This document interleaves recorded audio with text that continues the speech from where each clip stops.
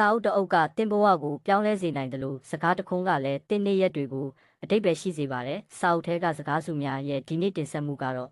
ရှေးတုန်းကရာဇဂိုပြည်မှာပုံနှက်လို့အမည်ရတဲ့လူမျိုးကြီးတစ်ယောက်ရှိခဲ့ဘူးတဲ့သူဟာဆင်းရဲလွန်းလို့တထေးကြီးတဦးရဲ့လယ်မှာစည်ရင်းကားလုပ်ပြီးဇနီးတွေဘာရိတ်တာသမီးလေးအုပ်တူရာတို့နဲ့အတူခက်ခဲပင်ပန်းစွာဘဝကိုရုန်းကန်နေရတာပေါ့။တနေ့တော့တပြည်လုံးပျော်ပျော်ပါပါနက်ခတ်သပင်ပွဲကျင်းပကြတယ်။ဒါပေမဲ့ပုံနှက်ကတော့ငါတို့လိုဆင်းရဲသားတွေပွဲလန့်သပင်လိုက်စားရင်နှက်ပြန်စားစရာရှိမှာမဟုတ်ဘူးဆိုပြီးအားလုံးနားနေကြချိန်မှာတယောက်တည်းလဲတဲ့ဆင်းပြီးအလုပ်လုပ်ဖို့ဆုံးဖြတ်လိုက်တယ်သူ့ဇနီးကိုလည်းရှင်မ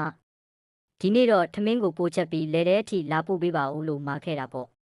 ပုံနာလဲထုံနေတုန်းမှာအလွန်တခိုးကြီးတဲ့အရှင်သာရိပုတ္တရာမထေမြတ်ကြီးကကြွလာတယ်ပုံနာဟာပင်ပန်းနေတဲ့ကြားကမထေမြတ်ကိုဖူးလိုက်ရတော့စိတ်ထဲမှာအယမ်းကြည်နူးသွားပြီးမျက်နှာတစ်ရည်နဲ့သွားတိုက်တံဘူးကိုအားရပါရလှူဒန်းလိုက်တယ်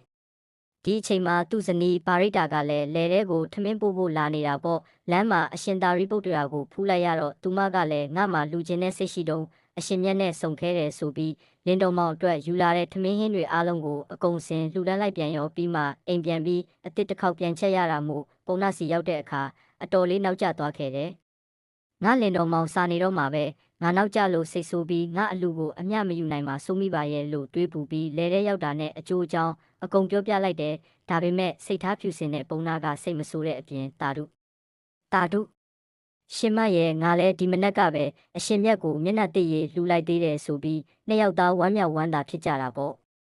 အဲ့ဒီလိုနဲ့ထမင်းစားပြီးပုံနာခိတအိပ်ပျော်သွားချိန်မှာထူးဆန်းတဲ့အံ့ဖွယ်ဖြစ်ရကြီးဖြစ်လာပါတော့တယ်သူထွန်ထားတဲ့လဲကွက်ထဲကမြေခဲတွေဟာစင်စစ်မုံရွှေတုံးကြီးတွေဖြစ်ပြောင်းလဲသွားတာပါပဲနိုးလာတဲ့အခါမှာပုံနာတို့ဇနီးမောင်နှံဟာကိုမျက်စိကိုတော့မယုံနိုင်အောင်ဖြစ်သွားကြတယ်ဒါနဲ့ဘရင်မင်းကြီးစီတွားရောက်အကြောင်းကြတော့မင်းကြီးကလည်းချီးမြှောက်ပြီးပုံနာကိုဘ ഹു တနတူထေးပစ္စည်းဥစ္စာအလွန်များသောသူထေးဆိုတဲ့ဖွဲမိပေးပြီးတထေးကြီးအဖြစ်တင်မြှောက်လိုက်ပါတဲ့